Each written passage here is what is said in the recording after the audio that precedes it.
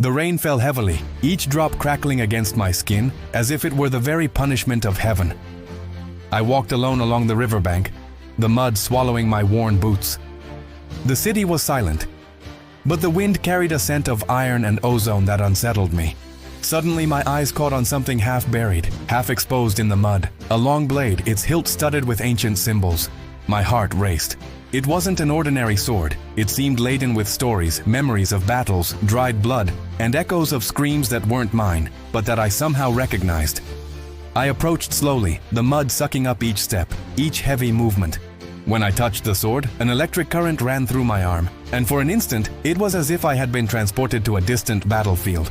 I could hear the clang of weapons, smell the dust and gunpowder, feel the weight of the friends I had lost.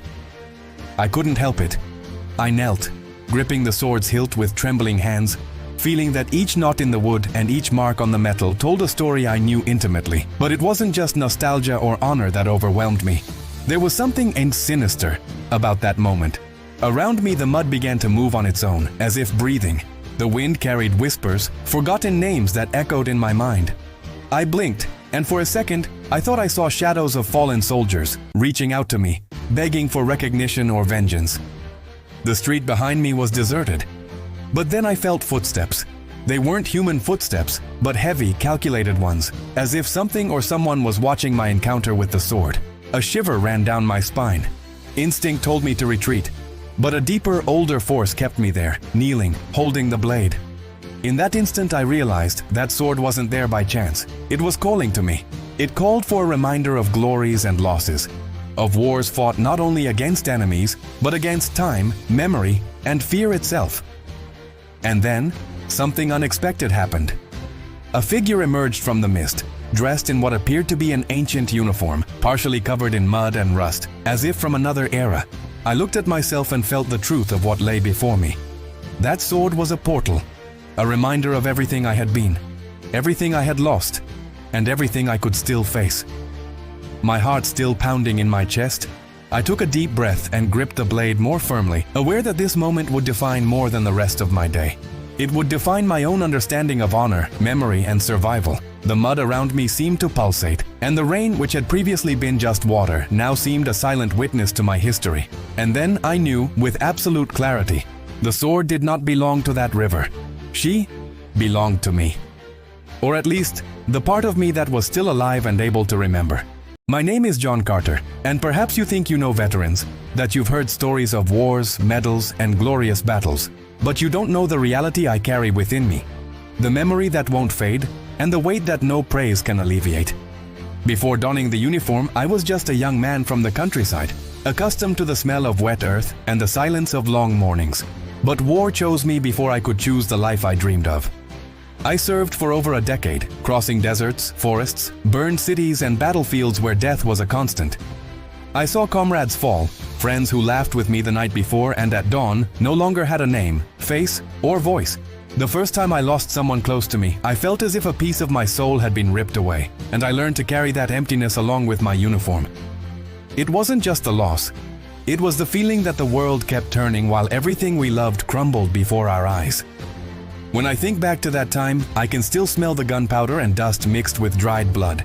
I can hear the screams, the orders shouted over the radio, and the grip of my weapon, the feeling that every second could be my last. I became someone who learned to react before feeling, to survive even when my body begged for rest, to smile out of obligation when pain threatened to consume me. Every scar on my body, every pain I still carry, is a vivid reminder of those battles. My life after the war wasn't easy. Returning home was like emerging from a nightmare only to discover that nothing fit anymore. The streets seemed too small, people talked about trivial problems while I carried the weight of lives lost. I learned to walk alone, to feel loneliness as a constant companion. The sound of a car braking suddenly, an unexpected scream, any sound could transport me back to the battlefield, making me relive the fear, the adrenaline, and the guilt that never left me. Today, as I walk through silent streets or misty forests, I carry my history in every muscle, every scar, every distrustful glance cast upon me. And it's not just about me.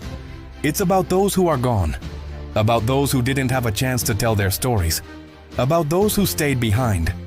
The sword I found is not just a relic, it's an echo of my past, a tangible reminder of everything I've lived, everything I've lost, and everything that, in some way, I still need to face.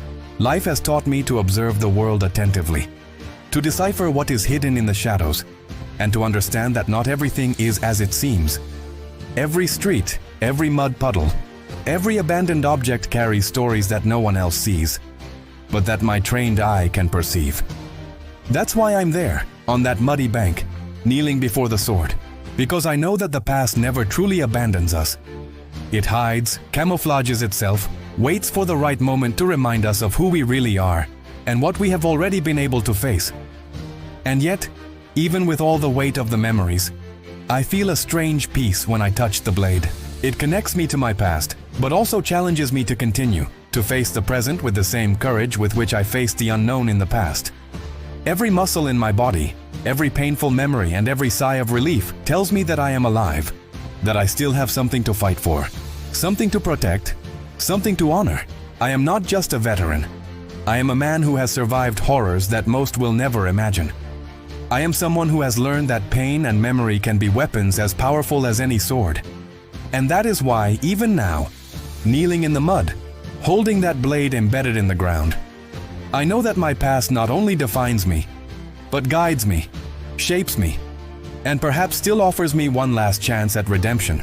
As I gripped my sword, I realized I wasn't alone. A figure emerged from the mist, a man in dirty clothes, his face hardened, staring at me with disdain. He seemed to measure my every move, as if I were a threat. But the truth was I was nothing more than a strange old man to him, someone society had already decided to ignore. My mind immediately returned to the battlefield, the fear, the tension, the need for quick reaction. But this time, it wasn't a war with visible enemies. It was a silent, emotional battle against the contempt and indifference I encountered every day. He spoke in a tone that tried to be casual, but carried a sting of scorn that wounded more than any bullet ever could. Do you really think you deserve to be here, old man? Look at you. All that weight of the past gives you no advantage. Each word was like a sharp blade cutting my chest. The cold wind seemed to amplify the humiliation, driving my thoughts to memories of when young soldiers mocked me for hesitating, for feeling fear, or for caring too much about those we lost. It wasn't just a comment, it was a reflection of years of rejection the world offered me after the war ended. I could feel the silent judgment of anyone who passed by, the constant evaluation of a man who should have bowed to society and accepted his invisibility. But the sword in front of me reminded me of who I truly was. I didn't want to be reduced to a forgotten old man, a number in a statistic of neglected veterans. As I struggled to maintain my posture, the mud beneath my knees felt heavier, as if it wanted to trap me, to suffocate me. My tired muscles reminded me of the weight of the uniform I carried for years, the backpack soaked in sweat and blood, the responsibility of protecting others who couldn't defend themselves. Each memory gave me strength and at the same time reminded me of the vulnerability I felt now, alone before a stranger. He took a few steps forward, eyeing the sword, trying to provoke a reaction from me. You don't have enough courage to use this. It's just a relic, just like you. The word relic hit me like a punch to the gut. All my life I had fought so that every scar, every memory, every act of courage wouldn't simply be ignored or discarded. And there, in that instant, I felt the fury and determination coursing through my veins. But the tension wasn't just external. I felt the internal battle. The doubt that always haunted me. That voice that tried to convince me that it was all over, that the world would never see my worth again. A veteran learns to control physical fear, but few teach how to deal with emotional humiliation, with the feeling of being irrelevant after having done so much. I knew I needed to act, but I also knew that how I reacted would define everything. And then, a distant, almost imperceptible sound pierced the fog. The creaking of something metallic, the echo of footsteps that didn't belong to the man before me. A shiver ran down my spine, but this time it wasn't fear, it was alert. The situation could escalate quickly, and I was ready to face any challenge. But before any physical action, I realized that the real battle wasn't in arms, nor in the blade, nor in direct confrontation. It was in maintaining my dignity, in showing that, despite all the rejection, I still had value, honor, and memories of battles that deserved respect. And it was at that moment that I understood. That instant of public disdain wasn't just a test of physical courage. but an opportunity to demonstrate something deeper. Something that couldn't be measured by words or glances, but only by presence, posture, and the truth I carried within me. The mud, the rain, the sword, the stranger, and the fog were all elements of a greater challenge. To prove that, even invisible to many, I was still someone who couldn't be ignored. The stranger stepped forward, now accompanied by two other men who emerged from the mist. Their gazes were full of contempt, and the words they uttered were sharp, cutting deeper than any blade. Just look at him. A dirty old man, trying to act important by wielding an old sword. Who does he think he is? A sarcastic laugh cut through the humid air, and I felt my face burn with shame. Not because of their opinion, but because of the feeling of being reduced to what the world had always tried to impose on me. Invisible, irrelevant, forgotten. But the humiliation didn't come only from them. In the distance, some passers-by began to observe. They didn't intervene, they just stopped, pointed, and whispered amongst themselves, fueling the feeling of being judged. Each look seemed to weigh tons, each laugh a dagger plunged into my soul. I remembered so many similar moments, at the military base, in the corners of foreign cities, where contempt could be as deadly as any armed enemy. And now, there, before a sword stuck in the mud, I felt vulnerable again, as if my entire history were ignored and reduced to an insignificant old man. One of them came closer, kicking the mud near the sword, splashing it onto my clothes and face. Do you think this means anything? That you still have any value? Look at you. Old, frail, and useless. Each word was like a punch to the gut. I felt the anger rising, mixed with the pain I had carried for years. My heart pounded, and the memory of the war flooded back. The screams, the chaos, the smell of gunpowder. But this time, there were no armed enemies. Only men trying to diminish me, to test my patience, my emotional resilience. I looked at the sword and then at them. They didn't understand that it wasn't just a blade. It was a symbol of what I had lived through, what I had survived, what I carried. My silence, however, was interpreted as weakness, and they continued, drawing closer, surrounding me with scornful glances. One of them, clearly trying to provoke me, raised his hand and almost touched the blade. Come on, show me what you've done that's so great. I bet it's all just old stories full of false glory. The humiliation was almost physical. I could feel my body trembling, not from fear, but from accumulated tension, indignation, and frustration from so many years of invisibility. My past, my victories and losses, my scars, everything seemed invisible to those eyes, which saw only a grimy old man in the mud, holding an ancient sword. And then, in that instant, I understood something profound. It wasn't just the sword or the place that mattered, it was how others chose to see me. A moment of silence fell over us. I could hear their heavy, impatient breathing, waiting for my reaction. Their contempt was palpable, almost suffocating. I remembered every time, after the war, I tried to talk to someone about what I had lived through and was ignored, disbelieved, or even ridiculed. Now, the cycle was repeating itself. But the difference was that I held something tangible, something that carried meaning and that they didn't understand. Mud dripped down my hands as I gripped the hilt of my sword tightly.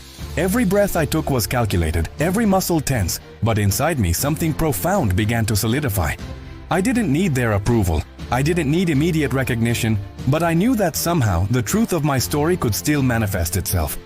The public humiliation assaulted my senses, but it also awakened a strength that only those who survived war know: the patience and readiness to react at the right moment, with the right strategy. And in that instant, between the contempt and the silence of the mud and the rain, I realized that the turning point was about to happen. Because a veteran is not defined by the laughter or the scornful glances of strangers. He defines himself by what he carries inside, by what he has survived, by what he is willing to show when the time finally comes to be truly seen. When all seemed lost, something unexpected happened. While they laughed, surrounding me and underestimating every muscle, every scar, I noticed a glint in the sword's blade. It wasn't a reflection of the rain, nor the daylight barely penetrating the mist. It was as if the sword itself was reacting to my presence, to my silent determination. A crack echoed, so subtle that almost no one noticed, but to me it was like the signal that the moment to act had finally arrived. The nearest man tried to seize the blade. Before he could touch it, I took a step back, feeling the weight of the sword settle in my hands as if it had a life of its own. A surge of ancient courage coursed through my body. Memories of war flooded me. Every training session, every battle, every survival instinct. Humiliation became fuel. Their contempt, once a weapon against me, now became a catalyst to show who I truly was. Suddenly, the smallest of them stumbled in the mud, trying to intimidate with words while I remained motionless, every muscle tense, every sense alert. It was in that instant that I remembered all the times friends trusted me to make decisions in moments of risk. Every hesitation, every fear, every defeat I carry as a scar taught me something crucial. Not every battle is physical. Some are won with presence, authority, and firmness. I raised my sword slowly, letting the tip sink deeper into the mud. Every movement of mine was calculated, not to hurt, but to convey a message. I am not weak, I am not insignificant, and I refuse to be reduced to the label they try to impose on me. A heavy silence fell over the group. They finally realized that something had changed. It wasn't just the blade, it was the veteran wielding it, carrying decades of experience, pain, and survival. Then, the rain lessened and the fog began to dissipate, as if the environment itself were responding to my gesture. The figure who had previously mocked and ridiculed my efforts stopped, swallowed hard, and for a moment I saw fear in his eyes. Not physical fear, but that silent recognition that I possessed something they would never understand. Courage forged by loss, by memories, and by the resilience that only those who have survived war know. And then something I didn't expect happened. The sword in my hands began to glow faintly, reflecting a spectrum of light that brought back memories of lost comrades, of battles won, and of promises made under the open, bloodied sky. It was as if each memory, each sacrifice, and each moment of courage materialized in that glow, making visible to everyone, including them, the truth about me. One of the men finally approached, hesitant, and asked in a more restrained tone, Who are you really?" The question was laden with disbelief but also with curiosity. It was at that moment that I realized the turning point wasn't just in the gesture of wielding the sword. The goal was to convey the depth of a lifetime in seconds, to show that my story could not be ignored or ridiculed. I didn't need to respond with words. I simply looked at them with the firmness that only decades of war can forge. The message was clear. My worth doesn't depend on their approval, nor on society's, nor on the time that has passed since I stepped onto battlefields. My experience, my memory, my survival, all of that was visible, and the sword embedded in the mud was the perfect symbol of that legacy. And as the rain subsided, their eyes finally recognizing something greater than any prejudice or superficial judgment, I felt a strange sense of relief and power. Humiliation had been transformed into respect, and contempt into silent recognition. The turnaround wasn't just external, it was internal, the certainty that, even in the darkest moments, a veteran carrying their past always finds a way to assert themselves, to become visible and indomitable. The silence that followed the reversal was heavy, almost palpable, but different from the weight of humiliation I had felt before. It was a silence that carried recognition, even if it wasn't yet verbalized. The stranger who had previously mocked me now took a few steps back, his eyes wide, perhaps from the sudden understanding that this old man, soaked in mud and rain, was no ordinary person. I could feel the change in the energy around me. The contempt transformed into cautious respect. The sword remained firm in my hands, and with it, all the history it represented. Every scar, every lost friend, every battle fought, all condensed in that instant. I didn't need to prove anything with words. My eyes, my posture, the firm grip on the blade spoke louder than any explanation. A profound feeling began to grow within me. A mixture of relief, justice, and a sense of duty fulfilled. As if finally the years of pain and invisibility had received a silent and inevitable recognition. And then, something unexpected happened. One of the passers-by, who until then had only been observing, cautiously approached. It was an elderly woman with eyes that reflected compassion and curiosity. She said in a low but firm voice, "You carry more than we could imagine. I didn't know that stories like this still walked among us." Her words, simple but laden with meaning, struck me with the force of a silent thunderclap. Finally, someone saw what I had always tried to carry with dignity: my courage, my losses, my legacy. Other curious onlookers began to approach, now with different looks. Some murmured, others simply observed in silence, but the change in perception was clear. The same group that had previously mocked me now hesitated, their words losing the weight they had seconds before. It was as if each action I had taken, each memory I had relived, had left an invisible but undeniable mark on the hearts of those around me. Even the men who had ridiculed me tried to disguise it, but they couldn't hide the subtle reverence in their gestures. One of them lowered his eyes and murmured something incomprehensible, but the intention was clear. Respect. And at that moment, I realized that justice didn't need to be explicit or violent. Sometimes it comes from silent recognition, from the understanding that a veteran, even alone, is capable of carrying dignity, courage, and honor in every gesture. I felt a wave of emotion wash over my body, mixing relief and a strange sense of redemption. The sword stuck in the mud wasn't just a symbol of the past. It was an instrument that brought to light the truth about my story, exposing the value that society often ignores but cannot erase. I finally felt that somehow my existence, my struggle, and my memory had been recognized, not by medals nor by formal applause, but by the simple fact that the truth prevailed over scorn. As I took a deep breath, wiping the mud and rain from my face, I realized there was more than just simple recognition. There was moral justice, the kind that cannot be bought or begged for, but is conquered through survival, resistance, and truth. And in that instant, I felt that my mission was not only complete with my own reaffirmation, but in showing that every invisible veteran, every forgotten story, every buried memory can still find its justice. Silent, firm, and unwavering. The group began to disperse, some still looking at me with respect, others merely thoughtful. But something within me had changed forever. I no longer needed to prove anything to anyone. The sword remained firmly in the mud, but now I knew it carried not only the past, but also proof that truth, courage, and memory always find their place, even in the face of public contempt. Justice finally manifested itself silently, profoundly, and definitively. And as the sun began to break through the mist reflecting in the raindrops and on the blade of the sword, I felt a silent connection with each lost friend, each battle fought, and each moment of pain I had endured. Justice, I realized, is not merely an external outcome. It is the internal recognition that we survived, that we persisted, and that, despite the world's scorn, our value can never be erased. As the mud slowly dried on my hands and the rain subsided, I felt something profound emerge within me.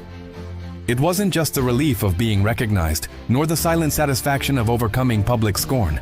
It was the feeling of reconnection with all the parts of myself that the war had tried to destroy. Every scar, every painful memory, every night I woke up screaming alone resurfaced, but this time not as a burden, but as a testament to what I had survived. The sword remained firmly in the mud, but I realized that, somehow, it was more than a blade. It was a bridge between my past and my present, between the pain I carried and the courage that still pulses within me. I touched the hilt carefully, feeling the reliefs, the marks of time, as if the blade had absorbed everything I had lived through and now returned to me a tangible form of remembrance and purpose. Every movement of my body, every deep breath, carried the story of battles fought not only against enemies, but against fear, loneliness, and the pain of loss. I remembered the faces of my fallen comrades: James, the childhood friend who accompanied me on risky patrols; Miller, always with a joke ready even on the darkest days; Thompson, whose smile vanished forever in an ambush that still echoes in my nights. Each memory of these dead men was not just a recollection, it was a weight, a responsibility I carried with every step I took. The connection with them had always been alive, but in that sword and in that instant, it became visceral, almost palpable. I sat in the mud, resting my forehead against the blade. I could feel the weight of my own history pressing on my shoulders, but not as something bad, as a reminder that each experience, each loss, each scar, shaped the man who still walks, who still feels, who still fights. My chest filled with a mixture of melancholy and pride. Was I alone? Yes. But it wasn't empty. Each memory reminded me that I was never truly alone. The surrounding silence, the mist still lingering over the river, the sensation of the cold blade against my skin. All of this amplified my introspection. I could hear the echoes of laughter and battle cries, not as nightmares, but as reminders of what it meant to live intensely, to fight to the limit and still persist. Every distant sound of the city, every breath of my own, seemed to synchronize with the memory of who I was, connecting past and present in an almost spiritual way. At that moment I realized something essential. The war didn't define me only by what I suffered, but by what I learned, by what I survived, and by what I can still teach with my story. The sword in the mud became a symbol of this journey, of the suffering, the courage, and the resilience that endure even when no one is watching. It was as if all the losses, all the pain and humiliation had transformed into a silent force, invisible to the eyes of the world, but powerful within me. I closed my eyes and felt tears stream down my face, not from weakness, but from a profound release. I remembered every friendship, every sacrifice, every moment I thought I wouldn't survive. Each memory brought me an emotional connection that transcended time and pain. And in that instant, I realized that even after years, even after being ignored and ridiculed, I could still feel the force of life pulsing within me, reminding me that my story, my memory, and my choices still had power, meaning, and dignity. Rising slowly, my hand still firm on the hilt of my sword, I understood that this deep connection wasn't just about me. It was about all those who were forgotten, all those who suffered and resisted, all those who carry invisible scars. The mud, the sword, and the silence around me were not obstacles, but silent witnesses to a truth. Even in the deepest pain, even in the cruelest humiliation, there is a force that cannot be ignored. The strength of those who survived, of those who remember, and of those who still walk with honor. There was no sign of more rain, but my body was still soaked, mud clinging to my clothes and skin. The cold had penetrated my bones, and my muscles, weary from the walk and the emotional struggle, trembled involuntarily. But then, I heard a sound that cut through the silence of the muddy bank, the crack of branches breaking in the nearby forest. My military instinct immediately kicked in. It wasn't just a distant memory of past wars. It was the recognition of imminent danger, the feeling that something or someone was approaching. I looked around, gripping my sword tightly, feeling the hilt mold to my hands as if it were part of my own body. The blade reflected the faint sunlight that was beginning to emerge from the mist. But it wasn't the beauty of the reflection that alerted me. It was the tension in the air, the tense silence that precedes chaos. Suddenly, shadows emerged from the dense vegetation, figures I didn't immediately recognize but whose movements betrayed hostile intentions. My heart raced, not from fear, but from the adrenaline rush that only those who have survived war know. Absolute clarity amidst imminent danger. The men who had previously ridiculed me watched in silence, their expressions shifting from contempt to uncertainty. One of them stepped forward, perhaps trying to test my courage, or perhaps seeking protection from something he sensed but didn't understand. I knew I couldn't hesitate. Every training session, every ambush, every battle fought in foreign deserts and forests coursed through my veins at that moment. The sword in my hands wasn't just metal. It was an extension of my history, my memory, and my survival. As the shadows advanced, the mud seemed to suck at my feet, making each step harder, each movement heavier, but I couldn't retreat. Every lost friend, every comrade who didn't return, every battle fought propelled me forward. I was surrounded by invisible forces, fear, doubt, the memory of contempt, and by visible forces, those who tried to intimidate me or reduce me to insignificance once more. It was a complete test, physical, emotional, and spiritual. In an instant, I felt the weight of the sword vibrate in my hand, as if it itself knew that the moment to act had arrived. I advanced, firm, feeling each muscle respond with trained precision, each instinct sharpened by experience. One of the men hesitated, another retreated, and I realized that the tension in the air had subtly but decisively shifted. They understood that they were not dealing with just any old man, but with someone whose history and courage could not be ignored. Then, something unexpected happened. A thicker branch broke behind me, and a figure emerged from the mist, this time clearly human, but whose intentions were unknown. My heart raced, not from fear but from the awareness that this moment could define everything. My safety, my honor, and the integrity of the memory I carried. I took a deep breath, feeling the clay fill my lungs and the sword solidify like a pillar of strength.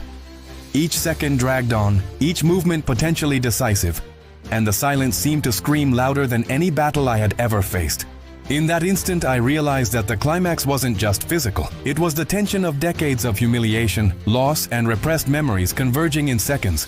It was the moment when my dignity, my history, and my past struggled to assert themselves in the face of the present and the unknown. I couldn't fail, I couldn't hesitate. Every breath, every step, every glance, everything became part of a silent choreography between fear and courage, past and present, life and memory. And as the figure emerged, still shrouded in mist, and the wind seemed to carry whispers of ancient battles, I felt the accumulated strength of years of war and survival in my hands. The sword, firm and heavy, was not just my weapon. It was my voice, my presence, my legacy. And in that moment of maximum tension, I realized that any decision I made would reverberate not only in the mud and rain, but in every memory of lost friends, every battle fought, and every instant that shaped me as a man and a veteran. I was ready to face the unknown, ready to transform fear into action, ready to prove, once again, that a veteran is never defined by the scorn of others or the invisibility of society. The climax had arrived, and now everything depended on the courage, experience, and truth I carried within me. The wind finally died down, and a heavy, profound silence filled the air. The figure that had emerged from the mist stepped back, its eyes fixed on me, and I realized something had changed. Not just their perception, but something within me as well. My body still trembled, not from fear, but from the intense surge of adrenaline, emotion, and relief.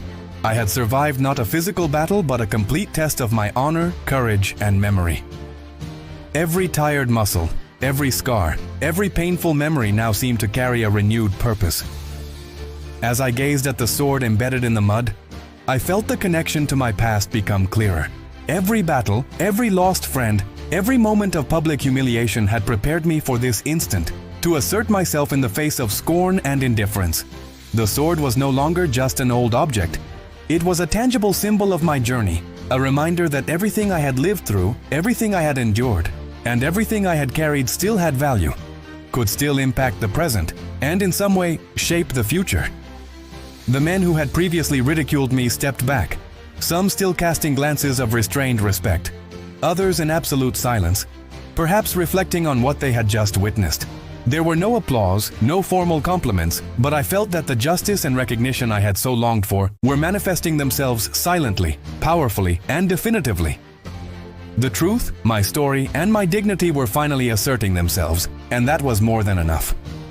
As I stood up, mud dripping from my boots and clothes, I realized that something inside me had changed forever. The experience showed me that life doesn't measure value by applause, approval, or medals, but by persistence, courage, and integrity in the face of contempt, pain, and loss. And I, a veteran who had faced horrors most could never imagine, knew I could still walk with my head held high, carrying my memories like a silent, firm shield. As I walked away from the muddy bank, I felt the weight of the sword in my hands, but now not as a burden, but as a reminder of what truly matters. The memory of each friend who has passed, the honor of each battle fought, and the strength of those who survive even when the world seems to ignore their existence. With each step, mud clung to my shoes. But I didn't care. It was merely a physical reminder of the path I had traveled, and what I could still face. The surrounding city was silent, but different from the previous silence. There was a restrained respect in the air, a subtle perception that this man, soaked in rain and mud, holding an ancient sword, carried with him more than any object or appearance could reveal. He carried stories of courage, loss, and resilience. I could feel that, even without words, my presence conveyed a clear message. The years of invisibility and contempt had not destroyed me. On the contrary, they had strengthened my resolve, my dignity, and my connection to everything I had lived through. And then, a strange sense of peace enveloped me. It wasn't the peace of glorious victory, nor the satisfaction of public recognition, but a deeper peace, rooted in the understanding that my story, my memories, and my legacy remain alive, not just for me, but as silent proof of all that a veteran endures, survives, and maintains, even when no one else sees. The sword, now reflecting the soft sunlight emerging from the mist, became an eternal symbol of this balance. Pain transformed into strength, humiliation transformed into dignity, past transformed into present. As I walked away from the river, the mud still clinging to my feet, I understood that the consequences of that experience went beyond the moment lived. They reminded me that life goes on, that each scar carries a lesson, and that even in the darkest moments, a veteran can still find purpose, recognition, and inner strength. The sword would remain there, embedded in the mud, but I knew that the impact of that encounter would stay with me forever, shaping every decision, every step, and every memory I would carry with me in the life that remained to me. As I walk away from the muddy bank, the mud still clinging to my shoes and the weight of the sword echoing in the memory of my hands, I realize that this experience goes far beyond an encounter with strangers or a humiliation overcome. What happened there wasn't just about public recognition or momentary justice.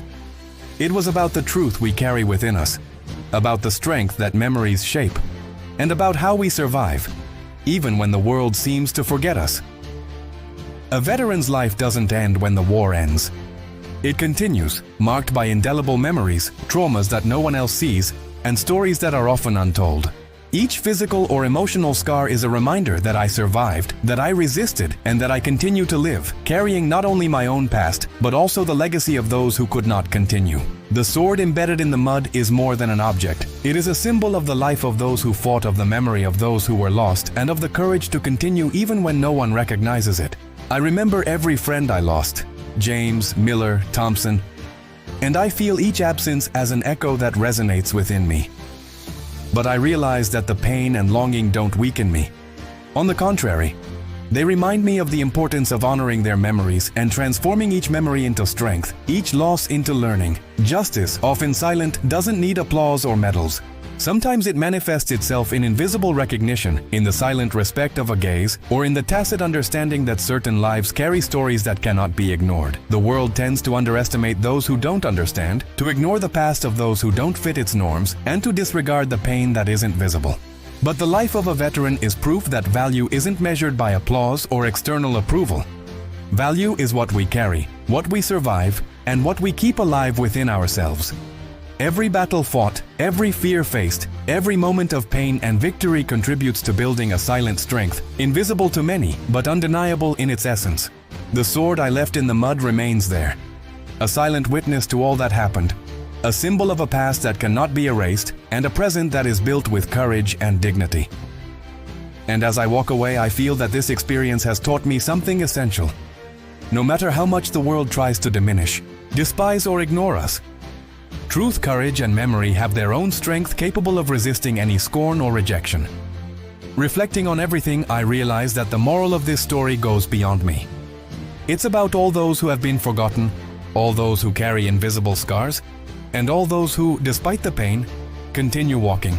It's about the importance of honoring the past, even when no one is watching, and of maintaining integrity and courage in the face of adversity. A veteran doesn't need constant recognition to validate their life. He only needs to remain true to himself, to his memories, and to the principles that shaped him.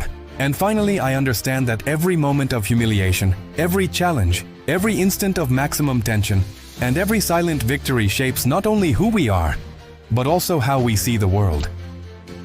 War may teach us to survive, but life teaches us to carry our memories with dignity, to transform pain into strength, and to find purpose even when all seems lost. The sword in the mud, the cold wind, the rain ceasing, the fog dissipating, everything becomes a metaphor for our existence. The constant struggle between forgetting and remembering, contempt and recognition, pain and courage. And it is in this silent dance that we understand the true value of each veteran, of each memory, and of each life that refuses to be invisible. Because in the end, the war we wage outside is only a reflection of the battle we continue to fight within ourselves. And it is in this battle that we find the truth, the strength, and above all, the humanity that no one can ever take from us.